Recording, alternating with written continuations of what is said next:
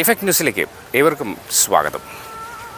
തലയെറുക്കാൻ പോകുന്ന കത്തിക്ക് മൂർച്ച കൂട്ടിക്കൊടുത്ത ഇറാനിയൻ കമ്മ്യൂണിസ്റ്റുകൾ, കേരളത്തിൽ വിസ്മരിക്കപ്പെടുന്ന ഇറാനിയൻ രക്തസാക്ഷികൾ. ഈ ബ്ലാക്ക് ആൻഡ് വൈറ്റ് ചിത്രത്തിൽ ആവേശത്തോടെ അയത്തുള്ള ഖൊമൈനിയുടെ ചിത്രം ഉയർത്തിപ്പിടിച്ചു ചിരിക്കുന്ന ആ പെൺകുട്ടികൾ അറിഞ്ഞിരുന്നില്ല തങ്ങൾ ആവേശത്തോടെ വരവേൽക്കുന്നത് തങ്ങളുടെ അന്തകനെയാണെന്ന്. വിപ്ലവത്തിൻ്റെ ലഹരിയിൽ സ്വന്തം കഴുത്തെറുക്കാൻ പോകുന്ന കത്തിക്ക് സ്വയം മൂർച്ച കൂട്ടിക്കൊടുത്ത ഇറാനിയൻ കമ്മ്യൂണിസ്റ്റുകളുടെയും വഞ്ചിക്കപ്പെട്ട ഒരു ജനതയുടെയും ചോരയിലിക്കുന്ന ചരിത്രമാണിത്. 1979 ഇറാൻ വിപ്ലവം ലോകചരിത്രത്തിലെ ഏറ്റവും വലിയ രാഷ്ട്രീയ ചതിയുടെ കഥയാണ്. കൂടെ നിന്ന് പോരാടിയവരോട് കാട്ടിയ കൊടും ക്രൂരതയുടെ കഥ. ഷാ പഹ്ലവിയുടെ ഭരണകാലത്ത് ഇറാൻ സാമ്പത്തികമായി വലിയ വളർച്ച കൈവരിച്ചു. ഷായുടെ ഭരണം ഇറാനെ ഒരു പാശ്ചാത്യ രാജ്യത്തിന് സമാനമായി മാറ്റി. സ്ത്രീകൾക്ക് വോട്ടവകാശം ലഭിച്ചു. അവർ മിനിസ്കർട്ട് ധരിച്ചു നടന്നു. സർവകലാശാലകളിൽ പെൺകുട്ടികൾ നിറഞ്ഞു നിന്നു. സ്ത്രീകൾ പുരുഷന്മാർക്കൊപ്പം തുല്യമായി ജോലി ചെയ്തു. എന്നാൽ ഈ വികസനത്തിനൊപ്പം തന്നെ ഷായുടെ ഭരണം അടിച്ചമർത്തലുകൾ ഉള്ളതായിരുന്നു എന്ന് ഒരു വിഭാഗം വിശ്വസിച്ചു.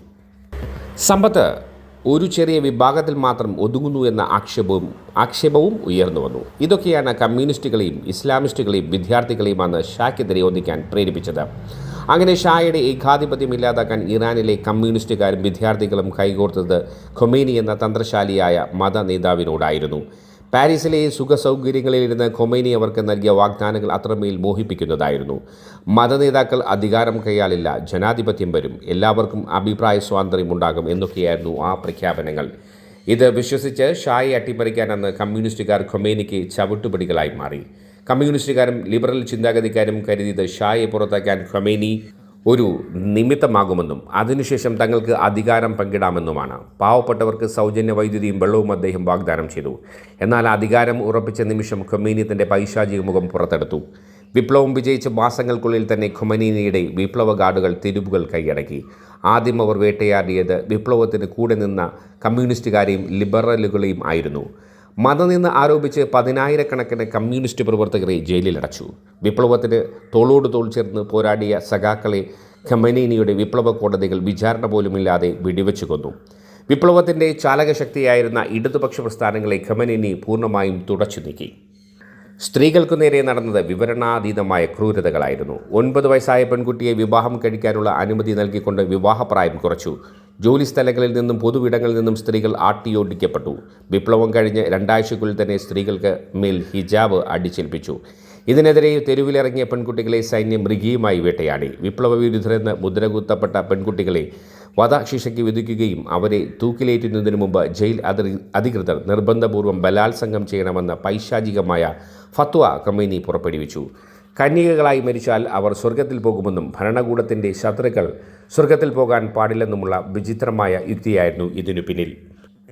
വധശിക്ഷ നടപ്പിലാക്കിയ ശേഷം ആ പെൺകുട്ടിയുടെ വീട്ടുകാർക്ക് അധികൃതർ ഒരു കഥയ്ക്കും നിങ്ങളുടെ മകളെ ഞങ്ങൾ വിവാഹം കഴിപ്പിച്ചു എന്ന പരിഹാസം നിറഞ്ഞ സന്ദേശം, കൂടെ മഹർ എന്ന പേരിൽ കുറച്ച് പണവും.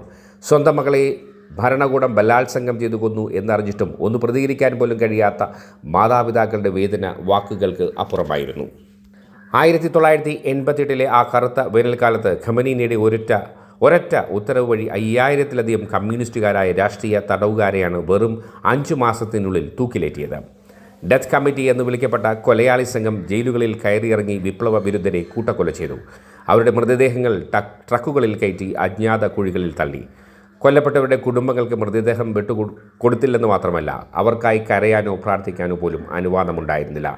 ജനാധിപത്യം മോഹിച്ച ഒരു ജനത എങ്ങനെയാണ് മതപരമായ ഏകാധിപത്യത്തിൻ്റെ ഇരകളായതെന്ന് ഈ പെൺകുട്ടികളെ ചിരിക്കുന്ന ചിത്രം ഇന്നും ലോകത്തോട് വിളിച്ചു പറയുന്നു.